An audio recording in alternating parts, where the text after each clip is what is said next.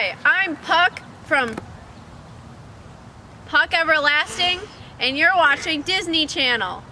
Do do do do. And that's how it's done.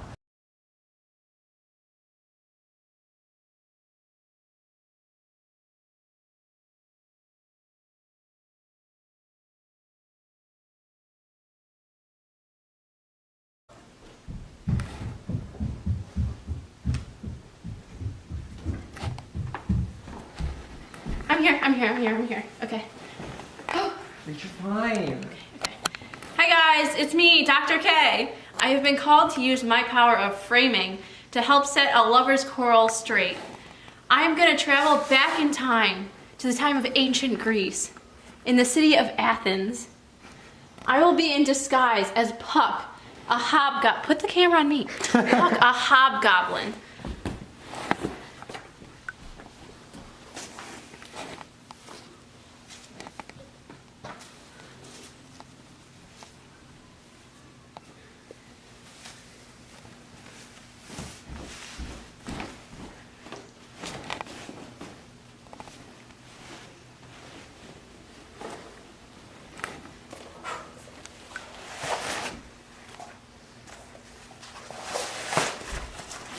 And now I'm ready to go.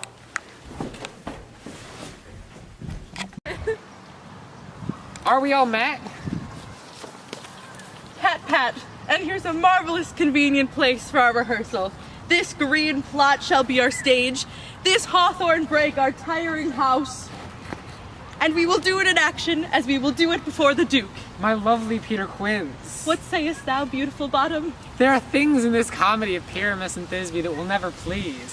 First, Pyramus must draw a sword to kill himself, which the ladies cannot abide. How answer you that? Fire Larkin, a parlous sphere. I believe we must leave the killing out when all is done. Not a whit!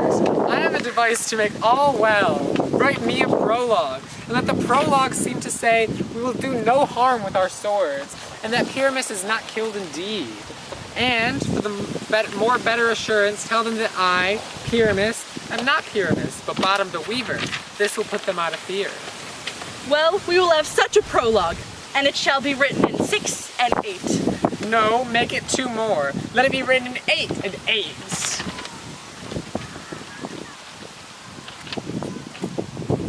That's you. Yeah, that's not me. Oh no. My script got messed up. I must have Here. deleted a page. Here's your line. Oh. Will not the ladies be a fear of the lion? I fear it, I promise you. Masters, you ought to consider with yourselves to bring in, God shield us, a lion among ladies is a most dreadful thing. For there is not a more fearful wild fowl than your lion living, and we ought to look to it. Therefore, another prologue must tell him that he is not a lion. Nay, you must name his name, and half his face must be seen through the lion's neck, and he himself must speak through, saying thus, or to the same defect, ladies, or fair ladies, I would wish you, or I would request you, or I would entreat you, not to fear, not to tremble, my life for yours. If you think I come hither as a lion, it were pity of my life. No, I am no such thing. I am a man as other men are. And there indeed let him name his name, and tell them plainly he is Snug the Joiner. Well, it shall be so. But there is 2 hard things, that is, to bring the moonlight into a chamber. For you know, Pyramus and Thisbe meet by moonlight. Doth the moon shine the night we play our play? A calendar! A calendar! Look at the almanac! Find out moonshine! Find out moonshine! Yes, it does shine that night. Why? That you may leave a casement of the great chamber window where we play open, and the moon may shine in at the casement. Aye, or else one must come in with a bush of thorns and a lanthorn, and say he comes to disfigure, or to present, the person of moonshine. Then there is another thing. We must have a wall in the great chamber, for Pyramus and Thisbe, says the story, did talk through the chink of a wall. You can never bring in a wall. What say you, Bottom? Some man or other must present walls, and let him have some plaster, some loam, or some rough cast about him, to signify wall, and let him hold his fingers thus, and through that cranny shall Pyramus and Thisbe whisper. If that may be, then all is well. Come sit down, every mother's son, and rehearse your parts. Pyramus, you begin. When you have spoken your speech, enter into that break. And so everyone according to his cue.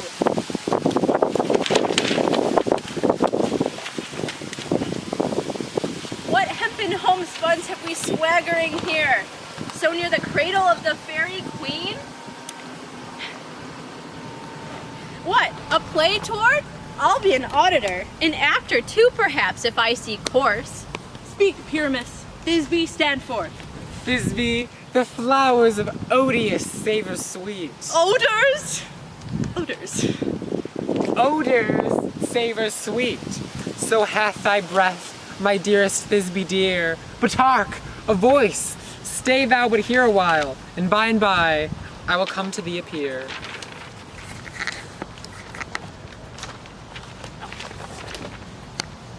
A stranger Pyramus than ever played here. Aye, marry must you, for you must understand he goes but to see a noise that he heard, and is to come again.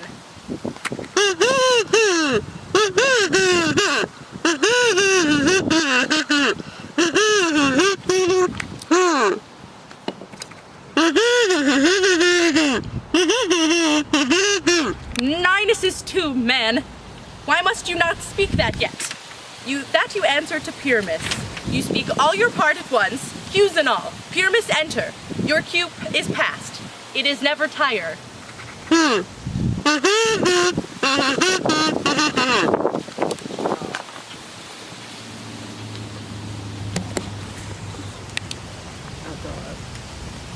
If I were fair Thisbe, I were only thine. Oh, monstrous! Oh, strange! We are haunted! Pray, masters! Fly, masters! Help!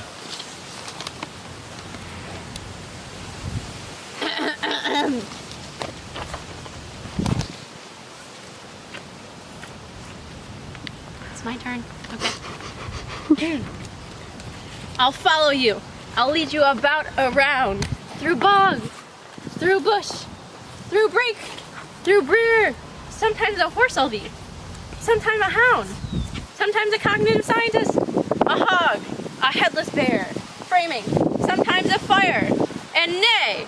And bark. Framing. And grunt. And roar. Framing. And burn. Like horse. Cognitive scientist. Hound. Hog. Bear. Fire. Cognitive scientist. At every turn. Why do they run away? This is a knavery of them to make me afeard.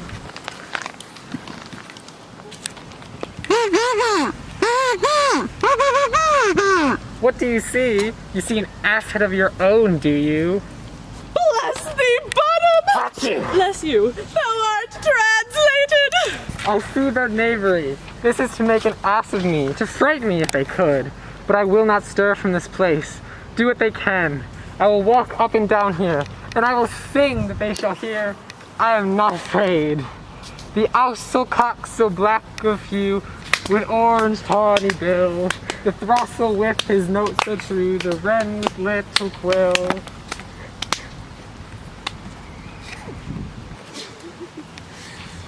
What angel awakes me from my flowery bed? The finch, the sparrow, and the lark, the plains are coopy gray, whose note full many a man doth mark, and dares not answer, nay! For indeed, who would set his wit to so foolish a bird? Who would give a bird the lie, though he cry cuckoo, never so? I pray thee, gentle mortal, sing again. My ear is much enamored of thy note, and mine eye is enthralled of thy shape. And thy fair virtue's force, perforce doth move me, of the first view to say, I swear, I love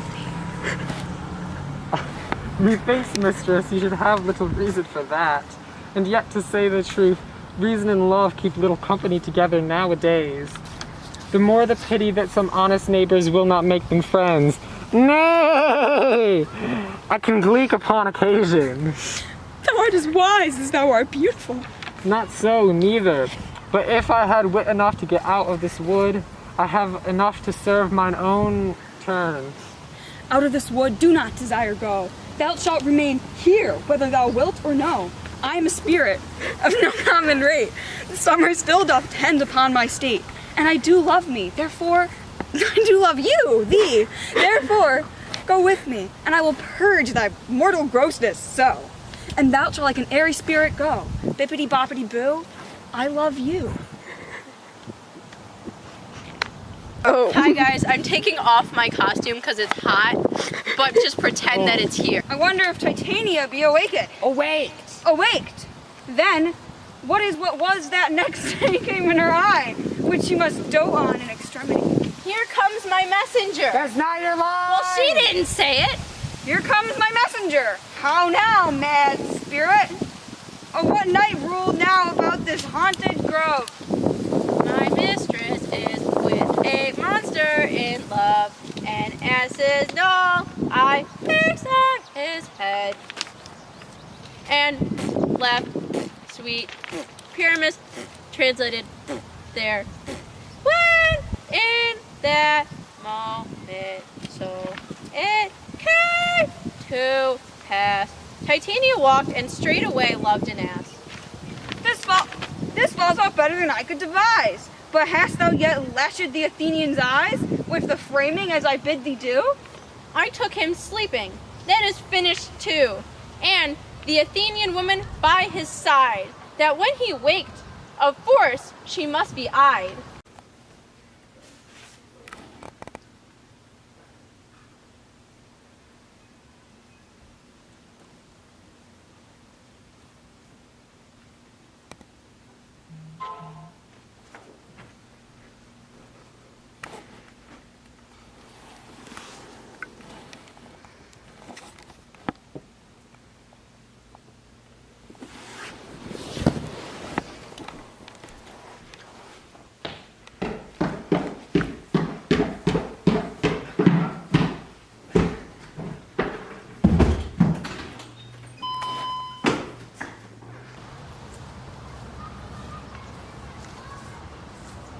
Stand close. This is the same Athenian. This is the woman, but not that the man. Oh, why rebuke him that loves you so? Lay breath so bitter on your bitter foe. Now I but chide, but I should use thee worse. For thou I fear hast given me cause to curse. If thou hast slain my sin, it is be our shoes in blood, plunge in the deep, and kill me too. The sun was not so true unto the day. Is he to me what he has stolen away from sleeping Hermia? I'll believe as soon this whole earth may be born, and that the moon may through the center creep and so displease her brother's noontide with Antipodes. It cannot be, but thou hast murdered him. So should a murderer look, so dead, so grim. So should the murderer look, and so should I. Pierce through the heart with your stern cruelty, yet you, the murderer, look as bright, as clear as yonder Venus in her glimmering sphere. What's this to my Lysander? Where is he? Ah, good Demetrius, wilt thou give him me? I had rather give his carcass to my hounds. Out, dog! Out, cur! Thou drivest me past the bounds of maiden's patience. Hast thou slain him then? Henceforth be never numbered among men. Oh, once tell true even for my sake. Durst thou have looked upon him being awake, and hast thou killed him sleeping? Oh, brave touch, could not a word, and an adder do so much? An adder did its fourth doubler tongue than thine. Thou serpent never adder stung. You spend your passion on a misprized mood. I am not guilty of Lysander's blood, nor is he dead, for out that I can tell. I pray thee, tell me then that he is well. And if I could, what should I get there for? A privilege never to see me more, and from my hated presence part I so. See me no more, whether he be dead or no. There is no following her in this fierce vein. Hence, therefore, for a while I will remain. So sorrow's heaviness doth heavier grow, for death that bankrupt sleep doth sorrow owe. which now is some slight measure it'll pay, if for his tender here I make some stay.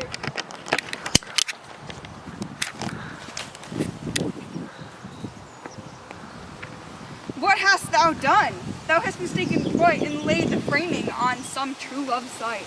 Of thy misprison must perforce ensue some true love turned and not false turned true.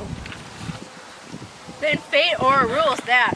One man holding troth, a million fail, confounding oath on oath. About the wood go swifter than the wind, and Helena of Athens look thou find, all fancy sick she is and pale of cheer, with sighs of love that cost the fresh blood dear. By some illusion see thou bring her here. Please charm his eyes, she do appear. Again she do appear.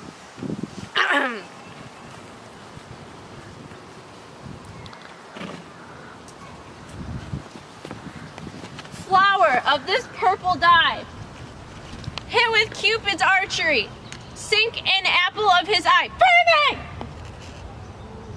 When his love he doth espy, let her shine as glorious lie, as the Venus of the sky.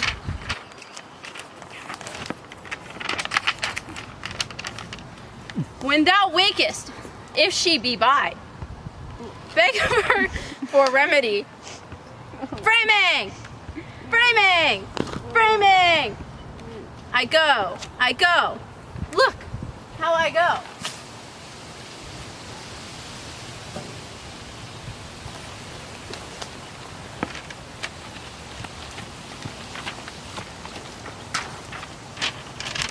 Captain of our fairy band, Helena is here at hand, and the youth mistook by me, pleading for a lover's fee.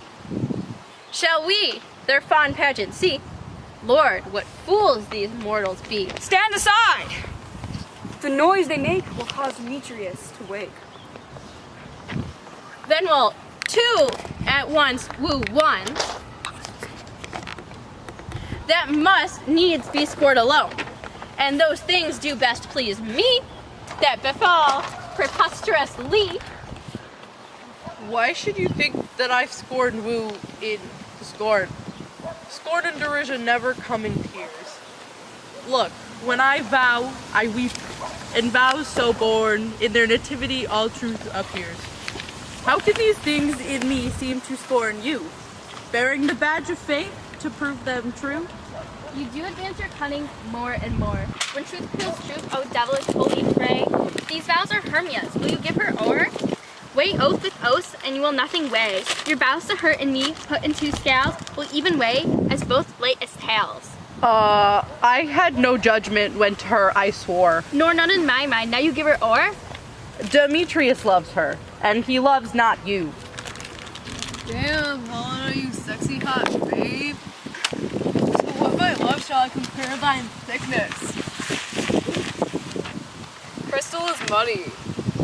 Oh, how ripe and show thy lips those kissing cherries, tempting grow. That pure congealed white eye tourist snow, fanned with the eastern wind, turns to a crow. When thou holdest up thy hand, oh, let me kiss this princess of pure white, this seal of bliss. Oh spite, oh hell, I see you're all bent to set against me for your merriment. If you were civil and you courted me, which you don't, you would not do me this injury. Can you not hate me as I know you do? But you must join in souls to mock me too?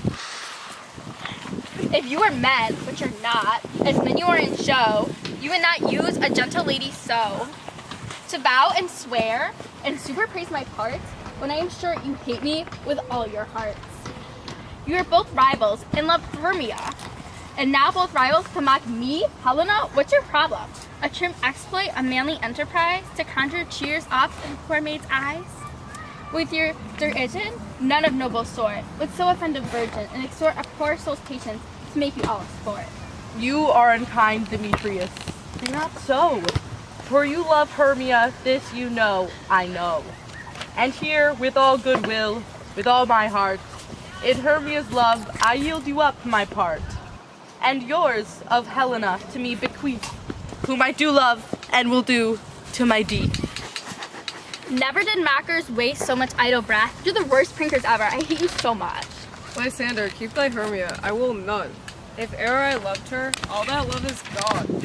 My heart to her, but as guests for Zorn. And now to Helen, is it home returned? There to remain. Helen, it is not so. Disparage not the faith thou dost not know, lest to thy peril thou abide it dear. Look where thy love comes from, yonder is thy dear. Dark night, it from the eyes function takes, the ear more quick of apprehension makes, wherein it doth impair the seeing sense, it pays the hearing double recompense. Thou art not by my eye, Lysander, found, mine ear, I think it, brought me to thy sound. But why unkindly didst thou leave me so? Why should he stay whom love doth press to go? What love could press Lysander from my side? Lysander's love that would not let him bide.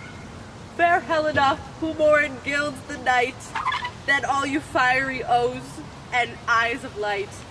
Why seekest thou me? Did not this make thee know? The hate I bear thee made me leave thee so? You speak not as you think, it cannot be! Lo, she is one of this confederacy. Now I perceive that they have conjoined all three to fasten this false sport in spite of me. Injurious Hermia, most ungrateful maid, you short little dwarf little thing, you're so short. Have you conspired? Have you with these contrived to bait me with this foul decision? It is all the counsel that we have to share, the sisters' vows, the hours we have spent when we have tried the hastily-footed time for parting us. Oh, is it all forgot? And will you rent our ancient love asunder to join me with these disgusting men in scorning your poor friend? It is not friendly, 'tis not maidenly. Our sex as well as I may chide you for it, though I alone do feel the injury, and it's bad. I am amazed at your passionate words! I scorn you not! It seems that you scorn me! You indeed scorn me. Hell-hated dwarf, you're so short, you short little dwarf. I understand not what you mean by this!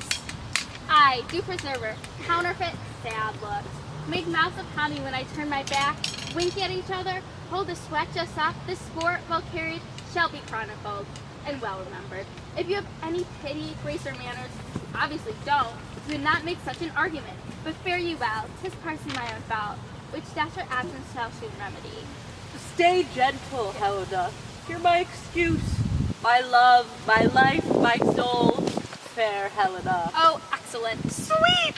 Do not scorn her so! If she cannot entreat, I can compel. Thou canst compel no more than she entreats. Thy threats have no more strength than her weak prayers. Helen, I love thee. By my life, I do.